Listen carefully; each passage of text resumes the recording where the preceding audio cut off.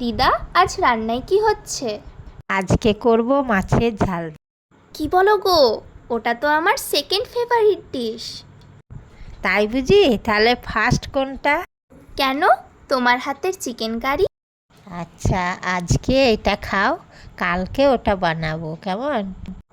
প্রথমে মাছে কাঁচা মাছে নুন হলুদ মাখালাম, তারপর কড়াইয়ে তেল দিলাম, দিয়ে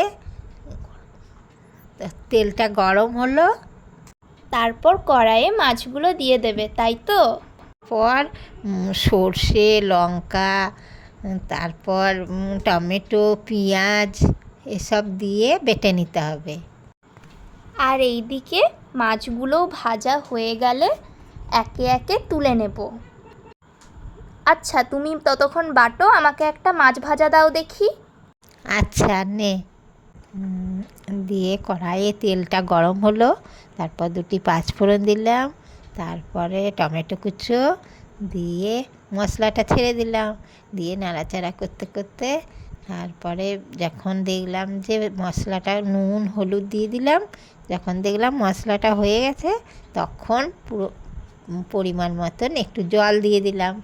জল দেওয়ার পরে আর আগে মশলাটা কষিয়ে নিয়েছিলে, তাই তো? হ্যাঁ, তারপরে মাছগুলো ছেড়ে দিলাম একে একে, দিয়ে ফুটে গেল, তারপর ওটা নেড়ে চেড়ে নামিয়ে নিলাম, আর হয়ে গেল মাছের ঝালদা।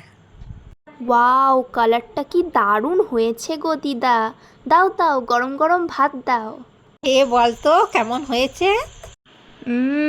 দিদা, শুধু একটাই কথা, জাস্ট অসম।